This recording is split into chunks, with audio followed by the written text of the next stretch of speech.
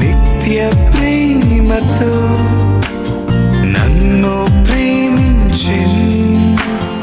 నిత్య మహాకృపయు కనికరము కలిగిన మా కన్న తండ్రి, ఘనమైన ఉన్నతమైన నీ నామమునకు స్తుతులు స్తోత్రములు చెల్లిస్తున్నా. శాశ్వత ప్రేమ అనే టీవీ కార్యక్రమం ద్వారా పరిశుద్ధ లేఖనములను ధ్యానించుచుండగా నీ సహాయాన్ని మాకు అనుగ్రహించండి. నీ దాసుడనైనా నన్ను మరుగుపరచండి. శక్తి కలిగిన నీ మాటలు చెప్పగలిగే సామర్థ్యాన్ని అనుగ్రహించండి. వినుచున్న నీ పిల్లలకు నాయన తండ్రి వివేచననివ్వండి. నీకు మహిమకరంగా మా అందరికీ ఆశీర్వాదకరముగా ఈ కార్యక్రమాన్ని జరిగించమని మిమ్మల్ని కోరుకుంటూ క్రీస్తు నామం నీ ప్రార్థన అడిగి వేడుకొనుచున్నాము తండ్రి, ఆమేన్. ప్రేమన దేవుని వర్లారా, దేవుని అపారమైన ప్రేమను బట్టి, ఉన్నతమైన కృపను బట్టి పరలోకమందున్న కన్న తండ్రిని స్తుతిస్తూ క్రీస్తు పేర కృతజ్ఞతాస్తుతులు చెల్లించుచున్నాను. దేవుని పిల్లలైన మీ అందరికీ క్రీస్తు పేర శుభములు వందనములు తెలియజేసుకుంటున్నాను. పరిశుద్ధ గ్రంథంలో హెబ్రీ పత్రికను ధ్యానించగలిగితే గొప్ప సంగతులు మనకు కనపడుతుంటాయి. అలానే మిగిలిన పుస్తకాలలో లేవని కాదు, కానీ హెబ్రీ పత్రికను చూస్తున్నప్పుడు ప్రారంభం నుంచి ముగింపు వరకు మన జీవిత క్రమాన్ని గురించి తెలియచేస్తున్నట్లుగా కొన్ని గొప్ప సంగతులను మన కళ్ళ ముందు పెడుతున్నాడు దేవుడు. కాబట్టి పరిశుద్ధ గ్రంథాన్ని ధ్యానిస్తున్నప్పుడు ఇది మన కొరకు వ్రాయబడింది అన్న ఆలోచనతో మనం చదువుతున్నప్పుడు వాక్యము ద్వారా దేవుడు అనేక సంగతులు మనతో మాట్లాడుతూ ఉంటాడు. ప్రార్థించుట ద్వారా మనము దేవునితో మాట్లాడితే, వాక్యాన్ని చదువుట ద్వారా, ధ్యానించుట ద్వారా దేవుడు మనతో మాట్లాడుతూ ఉంటాడు. ప్రేమన వారలారా, మరి గొప్ప సంగతులను గురించి ఏమని వ్రాయబడింది, అసలు హెబ్రీ పత్రికలో వ్రాయబడిన గొప్ప సంగతులేంటో ముందుగా లేఖనాలలోనికి వెళ్ళి మనం చూడగలిగితే, హెబ్రీలకు రాసిన పత్రిక 2వ అధ్యాయము 3వ వచనాన్ని దయచేసి చూడండి. ఇంత గొప్ప రక్షణను మనము నిర్లక్ష్యము చేసిన ఎడల ఎలాగూ తప్పించుకొందుము. పౌలు గారు మొదటి అధ్యాయంలో యేసు క్రీస్తును గురించిన పరిచయాన్ని చేస్తూ 2వ అధ్యాయంలోకి రాగానే ఇంత గొప్ప రక్షణ, మనం రక్షణ అని మాట్లాడుకుంటున్న ఆ చిన్న పదాన్ని పౌలు గారు ఇంత గొప్ప రక్షణ అన్నాడు. రక్షణ ఎందుకు అంత గొప్పది అని మీరు ఆలోచించండి. ఈరోజు రక్షణలోనికి రండి బ్రదర్ అంటే నవ్వులాటగా, మీరు రక్షణలోనికి వచ్చారు అంటే ఎగతాళిగా చూస్తుంటారు. అసలు దేవుణ్ణి నమ్మటమే అవసరం లేదన్నట్టుగా ఈరోజు మనిషి భావిస్తున్నాడు. తన స్వశక్తితో బ్రతుకుతున్నానని, తన తెలివితో బ్రతుకుతున్నాను అని రకరకాలుగా ఈ ఆధునిక టెక్నాలజీ మనిషిని దేవునికి దూరంగా తీసుకుని వెళ్ళిపోతుంది అనటంలో ఎలాంటి సందేహము లేదు ప్రియమైన వారలారా. కానీ పౌలు గారు రక్షణ గొప్పది అంటున్నాడు. నువ్వు చదువుకున్న చదువు కన్నా, నువ్వు కట్టుకుంటున్న ఇల్లు కన్నా, నువ్వు సంపాదించిన ఆస్తుల కన్నా గొప్పది రక్షణ. ఎందుకు రక్షణ గొప్పది అంటున్నాడు అని జాగ్రత్తగా ఆలోచించగలిగితే, నీకున్నవన్నీ చావుతో వదులుకునేదైతే, చావు తర్వాత నిన్ను పరలోకానికి తీసుకుని వెళ్ళేది, చావు తర్వాత నిన్ను మరో లోకానికి తీసుకుని వెళ్ళేదే రక్షణ. అలాంటప్పుడు రక్షణ ఎంత గొప్పదో మీరు ఆలోచించండి. మరొక విషయాన్ని కూడా లేఖనాలలోనికి వెళ్ళి మనం చూడగలిగితే, హెబ్రీలకు రాసిన పత్రిక 4వ అధ్యాయము 14వ వచనాన్ని దయచేసి మీరు చూడండి. ఆకాశ మండలము గుండా వెళ్ళిన దేవుని కుమారుడైన యేసు అను గొప్ప ప్రధాన యాజకుడు మనకు ఉన్నాడు గనుక మనము ఒప్పుకొనిన దానిని గట్టిగా చేపట్టుదుము. గొప్ప ప్రధాన యాజకుడు యేసుక్రీస్తును గురించి పౌలు గారు గొప్ప ప్రధాన యాజకుడు అంటున్నాడు. అంతేకాదు, హెబ్రీ పత్రికలో గొప్ప కాపరి అని కూడా వ్రాయబడింది. దయచేసి ఆ మాటను కూడా మనం చూడగలిగితే, హెబ్రీలకు రాసిన పత్రిక 13వ అధ్యాయము 20వ వచనం. గొర్రెల గొప్ప కాపరి అయిన యేసు అను మన ప్రభువును నిత్యమైన నిబంధన సంబంధమగు రక్తమును బట్టి మృతులలో నుండి లేపిన సమాధానకర్తయగు దేవుడు యేసుక్రీస్తు ద్వారా తన దృష్టికి అనుకూలమైన దానిని మరలో జరిగించుచు. గొప్ప కాపరి, గొప్ప ప్రధాన యాజకుడు అని వ్రాయబడింది. ఈ గొప్ప రక్షణ ఎవరి వల్ల వచ్చింది అంటే గొప్ప ప్రధాన యాజకుడు, గొప్ప కాపరి వల్ల ఈ గొప్ప రక్షణ మనకు వచ్చింది. ఆయన శిలువ రక్తమును బట్టే కదా ఈరోజు రక్షణ మనకు వచ్చింది. ఆయన రక్తమును బట్టే కదా పాప విమోచన, శాప విమోచన మానవాళికి కలిగింది. మొదటి విషయం గొప్ప రక్షణ అయితే, రెండో విషయం గొప్ప ప్రధాన యాజకుడు, గొప్ప కాపరి అంటున్నాడు. మూడో విషయాన్ని కూడా జాగ్రత్తగా మనం చూడగలిగితే హెబ్రీయులకు రాసిన పత్రిక 10వ అధ్యాయము 32వ వచనం.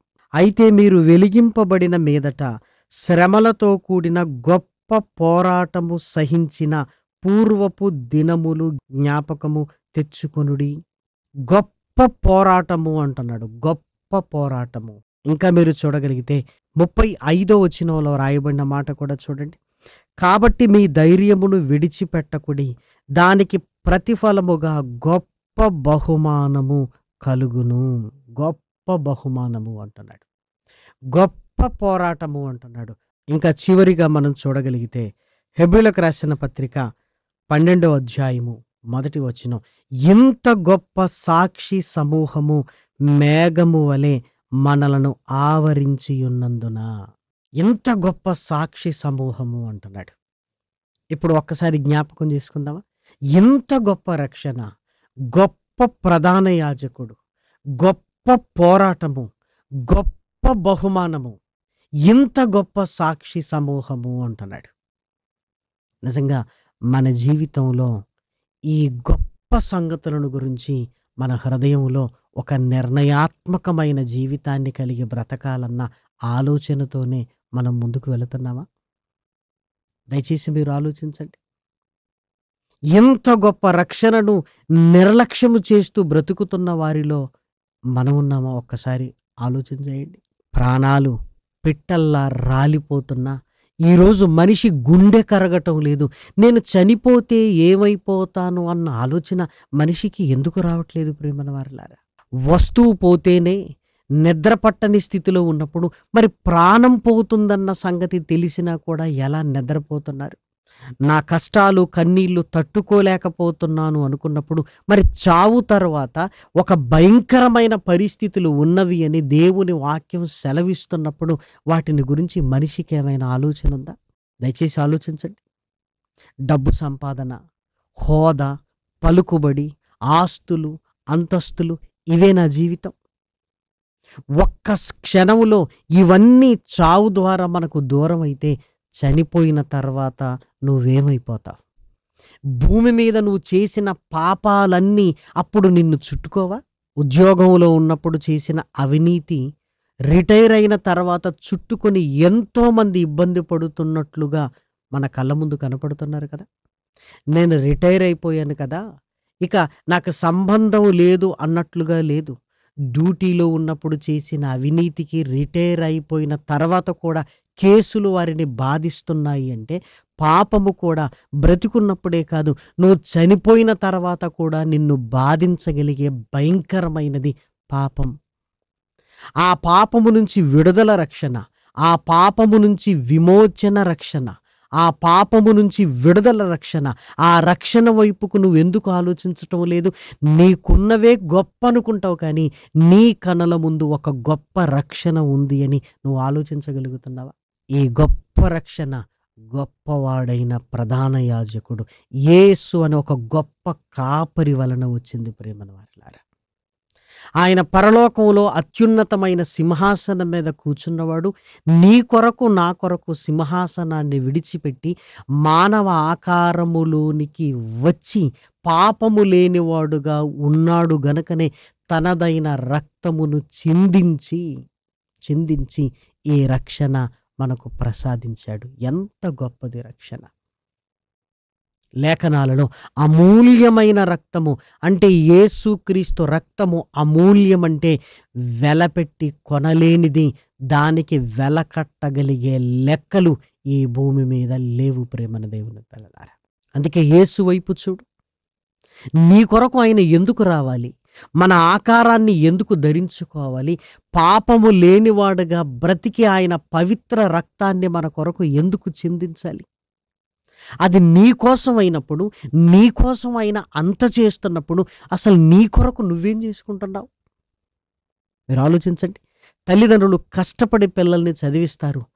నా చదువు కొరకు నా తల్లిదండ్రులు ఇంత కష్టపడుతుంటే నేను కూడా కష్టపడాలి అన్న ఆలోచన పిల్లలకు వచ్చినప్పుడు వాళ్ళు గొప్పవారు అవుతారు కదా. తల్లిదండ్రుల కష్టాన్ని గుర్తించి నా కోసమే కదా అని వాళ్ళు కూడా కష్టపడి ప్రయోజకులైన వాళ్ళు బోళ్ళంతమంది మనకు కనపడుతున్నారు. మరి యేసుక్రీస్తు నీ కొరకు ఆలోచిస్తుంటే నువ్వు నీ కొరకు ఆలోచించవా? ఈరోజు నీ హృదయాన్ని యేసు వైపుకు త్రిప్పు. యేసును గురించి ఒక్కసారి ఆలోచించు. పాపము నుంచి రావటానికే నువ్వు ఇంత ఆలోచిస్తుంటే నీ కొరకు పరలోకపు సింహాసనాన్ని విడిచిపెట్టి వచ్చాడు, ఆయన ఆలోచించలేదే? నేను పాపినని ఒప్పుకోవటానికే నువ్వు ఇంత ఆలోచిస్తుంటే ఆయన ఆకారాన్నే ధరించుకున్నాడు కదా. ఆకారాన్నే ధరించుకొని లోకాన్ని విడిచిపెట్టడానికే ఒప్పుకొని ఈ భూమి మీదకి వచ్చాడు కదా. మారు మనసు పొందటానికి, మనసు మార్చుకోవడానికే నీకింత కష్టమైతే ఆయన తన ఆకారాన్నే మార్చుకున్నాడు కదా. మహిమ కలిగిన తన రూపాన్ని పక్కన పెట్టి మానవ ఆకారములోనికే మారిపోయాడు కదా. మనసు మారటమే నీకింత కష్టంగా ఉందేంటి? ఇలానే రక్షణ లేదు, ఏమీ లేదనుకున్నవారు చనిపోయి శాశ్వతంగా నష్టపోయారు. ప్రియమైన వారలారా, మరలా మనం తయారవుతున్నామా? ఒక్కసారి మీరు ఆలోచించండి. వద్దు. ఆరోగ్యంగా ఉన్నప్పుడు ఏం అవసరం లేదనిపిస్తుంది. ఈ లోకాన్ని విడిచిపెట్టేటప్పుడు ఇవన్నీ జ్ఞాపకానికి వస్తుంటాయి. అప్పుడు యేసు వైపు తిరిగినా ప్రయోజనము లేదు. ఆ అవకాశం నీకు నాకు ఉంటుందో లేదో. యేసుక్రీస్తు త్యాగాన్ని చూడు. నీ కొరకు ఆయన వచ్చిన విధానాన్ని ఆలోచించు. నీ కొరకు నిన్ను పాపములో నుంచి బయటికి తీసుకొని రావటానికి ఆయన చేసిన త్యాగాన్ని ఆలోచించు. ఏమండి, గొప్ప ప్రధాన యాజకుడు. ప్రేమన వారలారా, నిజంగా నేను ఆ యేసుక్రీస్తును నమ్మి రక్షణలోనికి వచ్చాను అంటే దేవుని కొరకు బ్రతికిన కాలం నువ్వు నేను చేయవలసింది గొప్ప పోరాటము. ప్రేమన దేవుని పిల్లలారా, బాప్తిస్మము తీసుకున్న తొలినాళ్లలో మనం బాగానే ఉంటాం. కానీ ఆ తర్వాత నెమ్మదిగా నిర్లక్ష్యం చేస్తూ ఒకప్పుడు నిందలు కూడా ఆనందంగా సహించిన మనం ఆ తర్వాత మనల్ని నిందిస్తున్నారని బాధపడుతుంటాం. ఒకప్పుడు ఆస్తులు పోవటానికి కూడా సిద్ధపడిన మనం ఆ తర్వాత నష్టం వచ్చింది అని భావిస్తున్నాం. ఒకప్పటి గొప్ప పోరాటం మన జీవితంలో కనుమరుగవుతుందేమో ఒక్కసారి ఆలోచించండి. ఒకప్పుడు అందరిని క్షమించిన మనం ఆ తర్వాత క్షమించలేని స్థితిలోనికి మనం వెళుతుంటాం. ఒకప్పుడు ఏమీ లేకపోయినా పర్వాలేదనుకుంటున్నాం మనం, ఆ తర్వాత ఏదో తక్కువైపోయింది అనుకుంటుంటాం. ఆ గొప్ప పోరాటాన్ని ఒక్కసారి జ్ఞాపకం చేసుకోండి అని పౌలు గారు సెలవిస్తున్నాడు హెబ్రీయులకు రాసిన పత్రికలో. ప్రేమైన దేవుని పిల్లలారా, పరలోకానికి వెళ్ళాలన్న పట్టుదలతో కూడిన ఆ గొప్ప పోరాటం నీ జీవితంలో ఉందా? లేదంటే ఒకప్పుడు ఉందా? మరి ఇప్పుడు నీ జీవితంలో ఉందా? ఒక్కసారి మీరు ఆలోచించండి. ఆ గొప్ప పోరాటం లేకపోతే ప్రేమన్న వారలారా, నా బ్రతుకు ఒకప్పుడే బాగుంది అని నువ్వే సాక్ష్యం ఇచ్చుకుంటున్నావు అంటే ఇప్పుడు బాగోలేదనే కదా. చనిపోయే ముందుకు ఇలాంటి స్థితిలోనికి వచ్చావేంటి? దయచేసి మీరు ఆలోచించండి. పరీక్షల ముందు నిర్లక్ష్యంగా ఉన్నప్పుడు విద్యార్థులను మనం మందలిస్తాం కదా. మరి చనిపోయే ముందు ఒకప్పుడు దేవుడి కొరకు గొప్ప పోరాటం చేసి బ్రతికిన మనం చావడానికి ముందు ఇంత నిర్లక్ష్యంగా బ్రతుకుతుంటే మన జీవితాలు ఏమైపోతాయని పౌలు గారు ఒక్కసారి ఆ దినములను జ్ఞాపకం చేసుకోండి అని నీకు నాకు కూడా జ్ఞాపకం చేస్తున్నాడు. ప్రేమన వారలారా, బైబిల్ చదవాలి, దేవుని వాక్యాన్ని నేర్చుకోవాలి, సభలకు వెళ్ళాలి, దేవాలయాన్ని విడిచిపెట్టకుండా ఏం జరిగినా పర్వాలేదు అని ఒక పోరాటంతో బ్రతికిన ఆ దినాల్ని జ్ఞాపకం చేసుకోండి. నిందలు అవమానాలను సహించిన ఆ దినాల్ని జ్ఞాపకం చేసుకోండి అన్నాడు. ఇప్పుడెందుకు అందరూ పొగడాలంటావు? ఎవరు నన్ను గుర్తించలేదన్నట్లుగా నువ్వు మాట్లాడుతున్నావు? దయచేసి ఆలోచించండి. మరలా ఆ పోరాటంలోనికి నీవు నేను రావాలి ప్రేమన దేవుని పిల్లలారా. పౌలు గారు అదే చెబుతున్నాడు. ఆ పోరాటం మరలా నీలో నాలోనికి రావటానికి ఆయన ఏం చెప్తున్నాడో తెలుసా? ఇదిగో ఈ పోరాటాన్ని, శ్రమలతో కూడిన ఈ పోరాటాన్ని వదిలిపెట్టకండి. ఇదిగో గొప్ప బహుమానము నీకు నాకు ఉంది అని పరలోకపు బహుమానాన్ని గురించి చెప్తున్నాడు. ఎందుకంటే ఆ గొప్ప దాని కొరకు ఈ గొప్ప పోరాటం అవసరమని చెబుతున్నాడు ప్రేమన వారిలారా. పరలోకం అనేది ఎంత గొప్పది అంటే ఏం చెప్పాలి? అసలు ఈ లోకాన్ని పోల్చగలమా? లోకంలో ఉన్న దేనినైనా పోల్చగలమా? నాశనమైపోయే ఈ లోకం ఎక్కడ? ఎన్నటికీ నీ నాశనము కాని పరలోకం ఎక్కడ? ఆకలి దప్పులతో ఉన్న ఈ లోకం ఎక్కడ? అసలు ఆకలి దప్పులు లేని ఆ లోకం ఎక్కడ ప్రేమన దేవుని పిల్లలారా? దేవుడు పరలోకాన్ని మనకిస్తానని చెబుతున్నాడు అంటే అది చిన్నదనుకుంటే ఎందుకు ఇస్తానంటాడు? ఇంత గొప్పగా మనం బ్రతుకుతున్నప్పుడు మన కొరకు ఎంత గొప్పది దేవుడు సిద్ధపరుస్తున్నాడో ఒక్కసారి మీరు ఆలోచించండి. పిల్లలను తండ్రిగా తల్లిగా నువ్వు సర్ప్రైజ్ చేస్తుంటావు. దేవుడు పరలోకాన్ని మనకు సర్ప్రైజ్గా ఇవ్వబోతున్నాడు. అసలు ఎవ్వరి ఆలోచనలో కూడా ఇది ఇలా ఉంటుంది అని ఎవ్వరు గెస్ చేయలేరు. ఇంట్లో ఒక 10 మంది ఉంటే నాన్న ఏం తెచ్చారు అంటే గెస్ చేయగలం. ఒక 10 ఆప్షన్స్ మనకిస్తే ఓ 10 మంది ఆలోచిస్తే చెప్పగలం. కానీ భూమి మీద ఉంటున్న వందల కోట్ల మంది కూడా అసలు పరలోకం ఎలా ఉంటుందో గెస్ కూడా చేయలేరంటే ఎంత గొప్ప లోకం ప్రేమన వారిలారా. అది ఇలా ఉంటుంది అలా ఉంటుందని చెప్పటమే తప్ప యాక్చువల్గా ఎగ్జాక్ట్లీగా పరలోకం ఇలా ఉంటుందని ఏం చెప్పగలం మనం? అంటే ఎంత సర్ప్రైజ్ ఇవ్వబోతున్నాడు. ఒక గొప్ప లోకము నీ కొరకు సిద్ధపడుతుంది. నీ జీవితంలో గొప్ప పోరాటము కావాలి.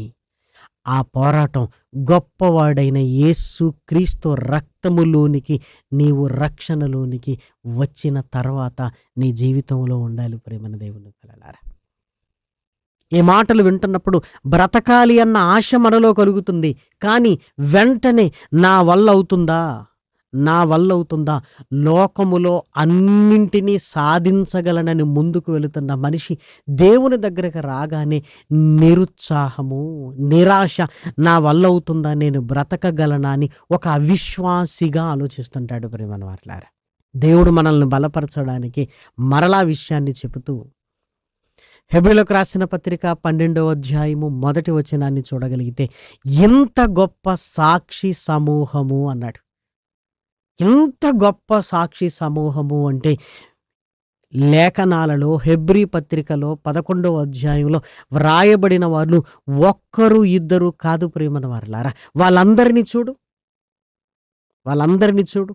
హేబేలు మొదలుకొని ఎంతమంది విశ్వాసులను గురించి దేవుడు మన కొరకు రాయించాడు. ప్రవక్తలను గురించి, రాజుల గురించి, న్యాయాధిపతుల గురించి, స్త్రీలను గురించి, పురుషుల గురించి, అద్భుతాలు, యుద్ధాలు, ఎన్ని సందర్భాలు ప్రేమన దేవుని పిల్లలారా. అన్నింటినీ తట్టుకొని వాళ్ళు బ్రతకగలిగారని నీకు నాకు ఎందుకు చూపిస్తున్నాడు అంటే నా వల్ల కాదు అని నేను నిరుత్సాహపడిపోతుంటే ఒక్కసారి ఇంత గొప్ప సాక్షి సమూహము మేఘము వలె నిన్ను ఆవరించి ఉండగా అంటున్నాడు. ఇంతమంది బ్రతికినప్పుడు నీవెందుకు బ్రతకలేవు అని అడుగుతున్నాడు ప్రేమన వారిలారా. ఇంతమంది సాధించగలిగినప్పుడు నీవెందుకు సాధించలేవు? నువ్వు ఒంటరి వాడు కాదు కదా. వాక్యమైన యేసు నీతో ఉన్నాడు. పరిశుద్ధాత్మ ప్రభావంతో నువ్వు నడిపించబడుతున్నప్పుడు ఇంకేం కావాలి? నీ మీద నువ్వు నమ్మకాన్ని కోల్పోయావు, మంచిదే. కానీ నువ్వు నమ్ముతున్నది దేవుణ్ణైనప్పుడు దేవుడు నిన్ను నడిపించగలిగిన సమర్థుడు అని నువ్వు స్థిరం చేసుకుని బలపడి ముందుకు వెళ్ళలేకపోతున్నావా? ప్రేమన దేవుని పిల్లలారా, ఎక్కడున్నది మన జీవితం? ఇంకా గొప్ప రక్షణలోనికి రాని స్థితిలో ఉన్నావా?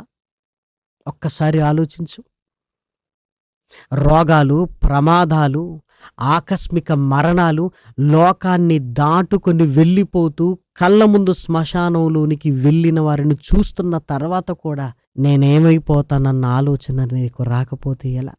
నా బిడ్డ పెళ్ళి అని ఆలోచిస్తున్నావే, నా కుమారుడు ఉద్యోగం అని ఆలోచిస్తున్నావే, నేను పోయిన తర్వాత ఈ ఆస్తి ఏమవుతుందని ఆస్తి గురించి ఆలోచిస్తున్నావు. అసలు నువ్వేమైపోతావు? నీ గురించి ఏదయ్యా నువ్వు ఆలోచించుకునేది? అలాగైతే నువ్వు రక్షణలోనికి రావాలి.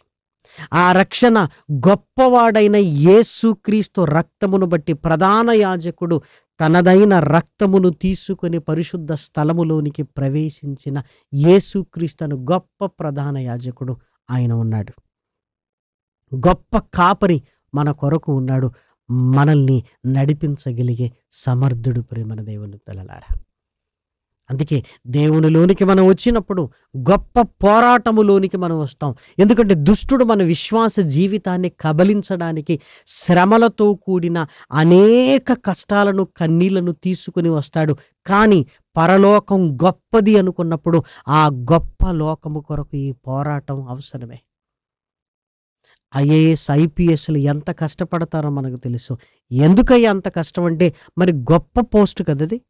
దానికి ఇది అవసరమని మనం కూడా భావిస్తున్నప్పుడు పరలోకం గొప్పది అయినప్పుడు నీ జీవితంలో కూడా ఆ గొప్ప పోరాటం ఉంటుంది.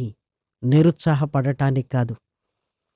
నేను ఒక గొప్ప లోకానికి వెళ్ళటానికి ఇది నా జీవితంలో అవసరమని దానిని కొనసాగిస్తూ నువ్వు ముందుకు వెళ్ళాలి.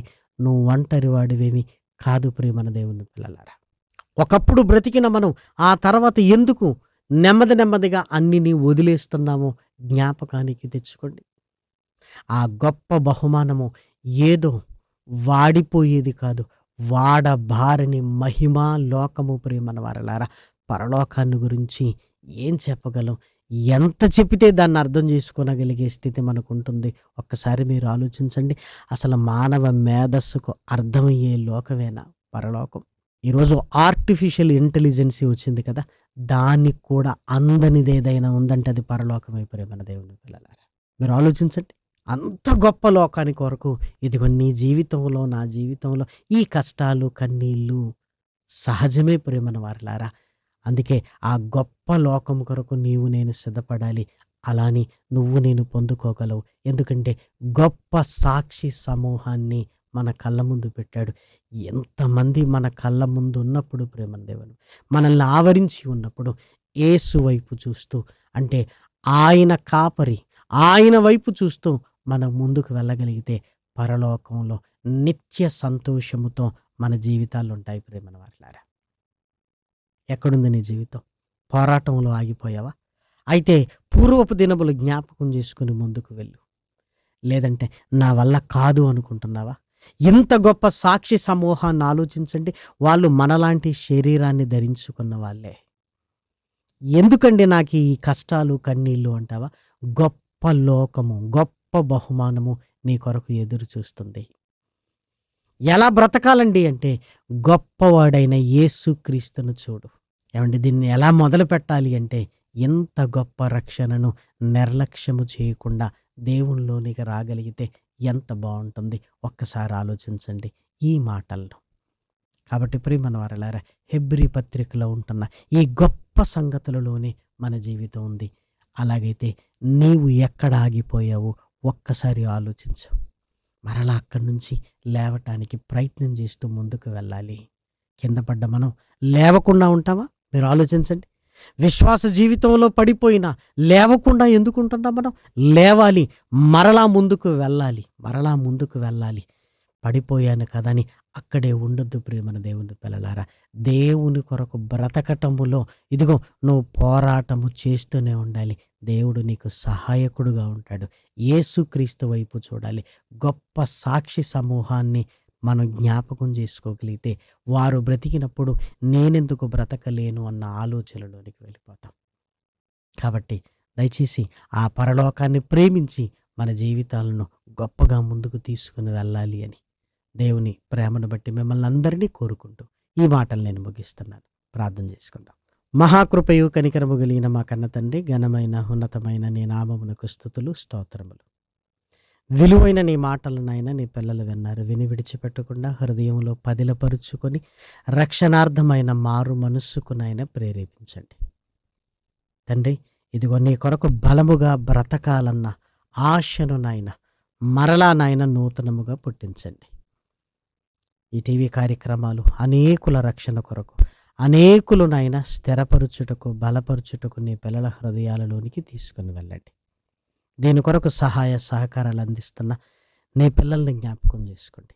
కష్టాలలోను, కన్నీళ్లలోను వారి కష్టార్జితమును నాయన నీ సేవకి ఇచ్చి ఉండగా నాయన 100 ఫలాన్ని అనుగ్రహించండి. ప్రార్థనా సహాయాన్ని కోరిన నీ పిల్లల్ని జ్ఞాపకం చేసుకోండి తండ్రి. వారి కష్టాలలోను, కన్నీళ్లలోను, ఇబ్బందులలోను, అనారోగ్య పరిస్థితులలోను, మరి ముఖ్యంగా దుష్టుని శోధనలలో నాయన తండ్రి నిలవబెట్టండి. వారిని ఎదిరించగలిగే శక్తి సామర్థ్యాలను అనుగ్రహించండి తండ్రి. సమస్తమును నాయన నీ పిల్లలకు మేలుకరంగా, నీకు మహిమకరంగా జరిగిస్తూ ముందుకు తీసుకొని వెళ్ళమని మిమ్మల్ని కోరుకుంటూ ఈ కార్యక్రమాలను కొనసాగించగలిగే శక్తిని, దీని కొరకు ప్రయాసపడుతున్న తండ్రి యంత్రాంగాన్ని నాయన జ్ఞాపకం చేసుకున్నామని బ్రతిమిలాడుతూ ప్రాధేయపడుతూ క్రీస్తు నామం నీ ప్రార్థన అడిగి వేడుకొనుచున్నాము తండ్రి. ఆమెన్. పరమ తండ్రి అయిన దేవుని ప్రేమయు, కుమారుడైన యేసు క్రీస్తు కృపయు, పరిశుద్ధాత్మ యొక్క అన్యోన్యమైన సహవాసము ఇప్పుడును ఎల్లప్పుడూ సదాకాలం మనందరికీ తోడయుండునుగాక. ఆమెన్. ప్రేమకు సాటి వేరెవరు, నీ ప్రేమకు సాటి